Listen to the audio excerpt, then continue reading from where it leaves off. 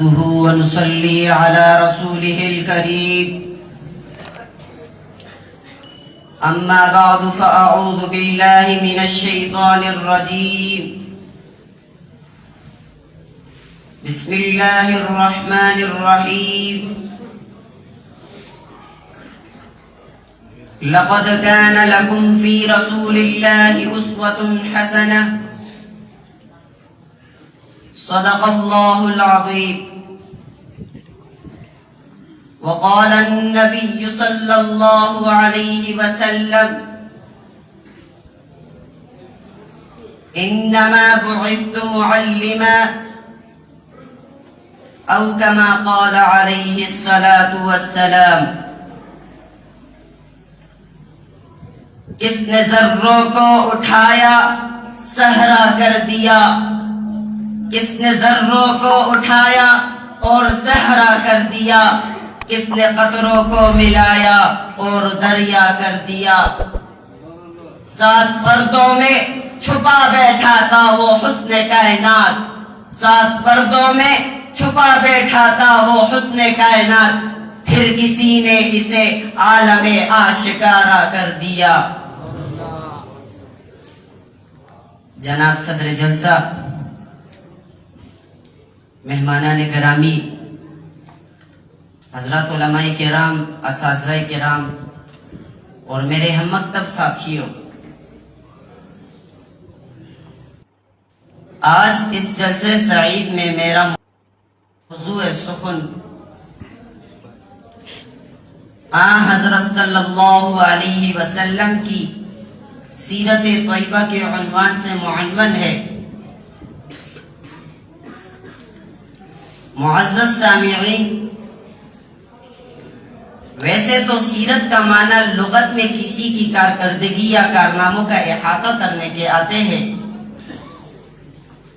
لیکن آج تک کوئی مصنف، کوئی محدث، کوئی محقق، کوئی مدقق، کوئی مفکر، کوئی مفسر، کوئی مدبر، کوئی مؤرخ اور کوئی مقرر ایسا پیدا نہیں ہوا جس نے آن حضرت صلی اللہ علیہ وسلم کی پوری سیرت کا احاطہ کیا ہو. چنانچہ میں وقت کی نزاکت کو مد نظر رکھتے ہوئے سیرت کے چند پہلوؤں پر روشنی ڈالوں گا. محترم سامعین، جب میں تاریخ کا مطالعہ کرتا ہوں تو دیکھتا ہوں کہ مؤرخین نے ایسی بڑی بڑی شخصیتوں کے تذکرے قلم بند کیے ہیں جنہیں دنیا آج تک یاد کرتی ہے.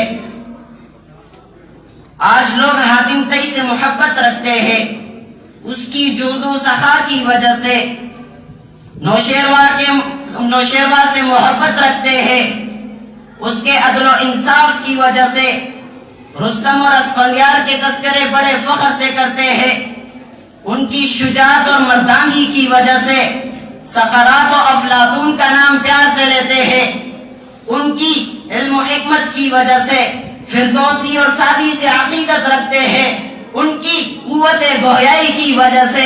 صحبان سے محبت رکھتے ہیں، اس کے خطابت اور طلاقت لسانی کی وجہ سے.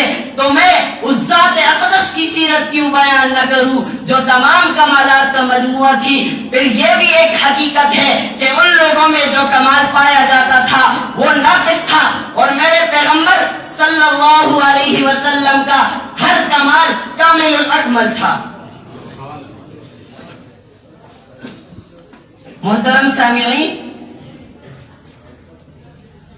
میں حاتم طئی کی سخاوت کو مانتا ہوں، مگر حاتم کی سخاوت کا اس ذات اقدس کی سخاوت کے ساتھ کیا مقابلہ کہ جس نے دوست کو بھی فائدہ پہنچایا اور دشمن کو بھی، جس نے ظاہر کو بھی مالا مال کیا اور باطن کو بھی.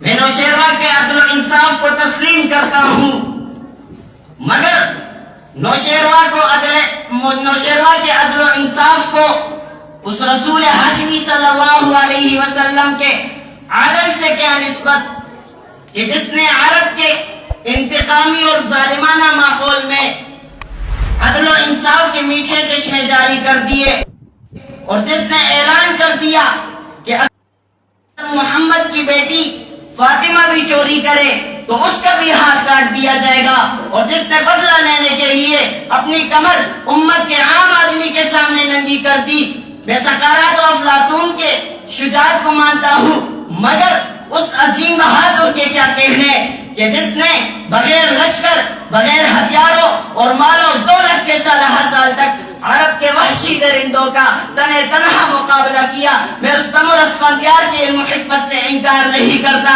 مگر اس باب علم و حکمت کے کیا کہنے کہ جس کے فیضان علم سے سقراط و افلاطون جیسے سینکڑوں ارباب و علم و حکمت پیدا ہو گئے۔ مجھے صحبان کی قوت خطابت سے انکار نہیں، مگر اس عظیم خطیب کے کیا کہنے کہ جس کی تاثیر خطابت سے پتھر بول پڑے اور سنگ دل انسانوں کی زندگیوں کی کایا پلٹ گئی۔ پھر بات صرف اتنی نہیں کہ یہی کمالات ہمارے پیغمبر صلی اللہ علیہ وسلم میں پائے جاتے ہیں، بلکہ ہمارا تو دعویٰ ہے کہ حضرت آدم علیہ السلام سے لے کر حضرت عیسیٰ علیہ السلام تک تمام انبیاء علیہ السلام کو جو کمالات فردن فردن عطا کیے گئے، وہ تمام کمالات رب کائنات نے بیک وقت حضور صلی اللہ علیہ وسلم میں جمع کر دیے تھے۔ حضرت مولانا قاسم نانوتوی رحمت اللہ تعالی علیہ فرماتے ہیں، جہاں کے سارے کمالات ایک تجھ میں، جہاں کے سارے کمالات ایک تجھ میں، تیرا کمال کسی میں نہیں مگر دو جا۔ اور ایک شاعر کہتا ہے، حسن یوسف دم عیسیٰ ید بیزاداری آنچہ ہوبا ہمادارن تو تنہا